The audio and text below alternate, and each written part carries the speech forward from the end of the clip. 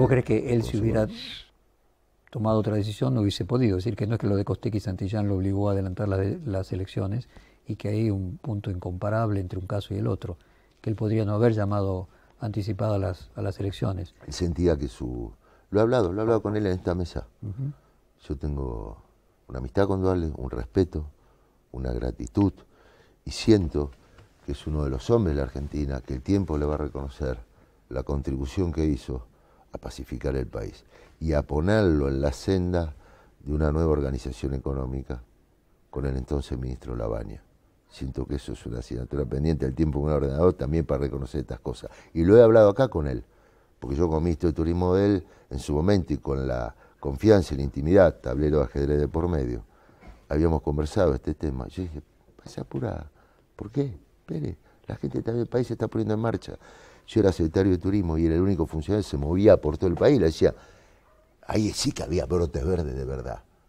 Ahí sí, yo veía que las fábricas estaban empezando a poner en funcionamiento. Veía que los cajones de tomate, en lugar de tirarlos, empezaba la producción en Mendoza. Veía lo que empezaba a ocurrir en la Patagonia con la fruta. Veía la provincia, veía que el país se empezaba a poner en marcha. Y de hecho, Néstor Kirchner con me parece una inteligencia estratégica en ese momento, rescata a Lavagna, mantiene y le da toda esa impronta que le dio, después de la crisis institucional que todos conocemos. Ahora, había que estar en ese momento, porque, a ver, no miremos la foto de la situación de lo de Costec y Santillán y la decisión de Duhalde, sino miremos todo el proceso que le toca a él. Le tiran una situación dramática, institucional, económica y social. Y solo siento que dos grandes hombres demócratas, como él y Alfonsín, pudieron hacer un acuerdo, porque era la condición también que Duhalde había puesto, que Alfonsín lo acompañe, se comprometa, y de hecho compartieron ministerios, cada uno desde su identidad. Entonces tenemos que pensar estas páginas de la historia y ver también de cara al futuro. Bueno, a ver, ¿en qué nos podemos poner? A ver, no todo puede ser, comprenderlo, ese es mi espíritu y manera de conseguir la política, por haber vivido las situaciones complejas esas desde adentro, o sea, y haberme la contado uno de los grandes protagonistas. Eso que vos estás marcando dejó de ser un modelo, el acuerdo, el acordar con el otro partido mayoritario, a partir del kirchnerismo. Vos me decís, mantuvo a Lavagna, 2 años mantuvo a Lavagna. Y después progresivamente lo que hubo fue la construcción, si vos querés, lo que normalmente se define como amigo-enemigo, y una tendencia a construir la grieta, que este gobierno no solamente no cambia, sino continúa. Se profundiza. Y profundiza, pero hay que reconocer, no es solo de este gobierno, viene del gobierno anterior. Pero un gobierno que venía a unir, profundizó una división que había por las consecuencias y las medidas que va tomando. Y yo creo... Pero el gobierno anterior fue el constructor de ese cambio respecto del de Alfonsín y Duhalde. Eran momentos distintos de la Argentina, en la cual había que reconstruir. Yo siento autoridad presidencial, había que sacar al país de una crisis muy profunda, de una depresión, de un endeudamiento, de toma de decisiones muy fuertes, y sectores reaccionaron y se generó un impronto de tiro que hasta la propia expresidenta lo reconoció días pasados, cuando dijo, debemos reconocer que a veces no fui muy bien, no sé, palabra más, palabra menos, lo que ella dijo. Bueno, es bueno que haya un poco de autocrítica, de reflexión retrospectiva, de madurez. O sea, mira, Jorge, esto es un aprendizaje constante.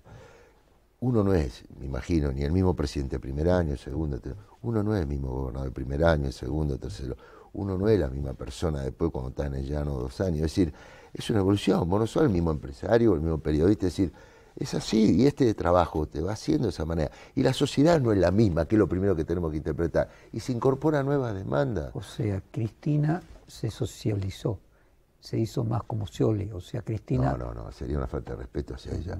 Cristina me da la sensación que, por las charlas que yo he tenido con ella, que evidentemente analizó, pensó, escuchó a la sociedad, sintió que era momento más de escuchar que de hablar, y le da una alternativa, un instrumento que emerge, que es Unidad Ciudadana, con un triunfo en la provincia de Buenos Aires, ajustado pero triunfo al fin, en un contexto general muy complejo para el peronismo, ¿no? Se han perdido provincias como Córdoba, por una diferencia muy importante entre Río y otras provincias, en el cual, fíjate vos que las posiciones intermedias, cuando el electorado no tiene claro, te dice, no, pará, yo o estoy con el cambio, es decir, y creo que en este camino de ajuste voy a estar mejor, o realmente le hago un llamado de atención y busco ese voto útil para...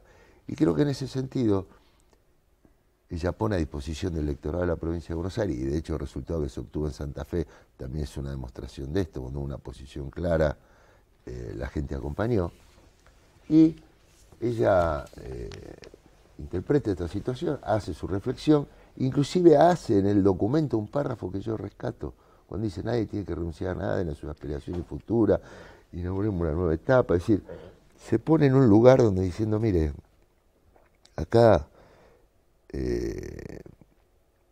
tenemos que, la sociedad en defensa propia tiene que tener la oportunidad de hacerle saber al gobierno cómo está para ayudarlo a corregir y revertir esta situación. Entonces veo desde ese lugar un cambio a lo que significa la presión del ejercicio de poder, porque una cosa está gobernando y otra cosa es mirar las cosas desde otro lugar. Y desde esa perspectiva, 12 años de kirchnerismo y dejan el país con 30% de pobres, habiendo pasado el mayor superciclo de aumento del precio de las commodities, ¿qué autocrítica hacen sobre ese punto?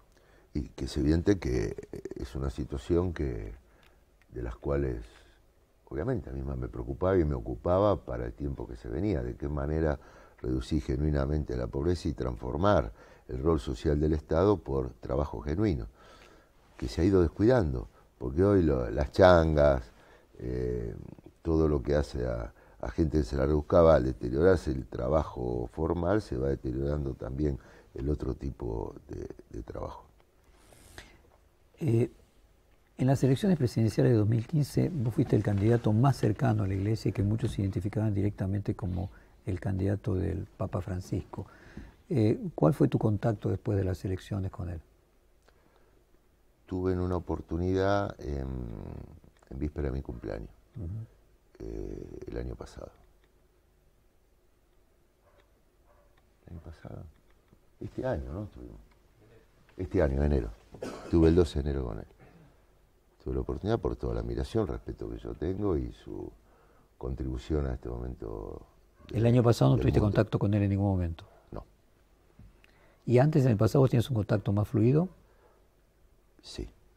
Desde la época que era el cardenal arzobispo de Buenos Aires y en distintas circunstancias lo visité, inclusive cuando se hace la peregrinación a Luján, la provincia, yo como gobernador organizaba una asistencia a los fieles y me acuerdo que él estaba dando la misa, iba a la misa central y yo pregunté si él estaba y lo quería ir a saludar y me había dicho estaba muy ocupado, pero que bueno, que sí iba a ser unos minutos. Y tuvimos esa oportunidad, me recuerdo, fue la última vez que lo vi antes que él fuera nombrado Papa, fuimos con Karina y la verdad tuvimos una charla fantástica de 1 hora y siempre me gustaba escucharlo, su sensibilidad, aún en los peores momentos de su vínculo con el entonces gobierno.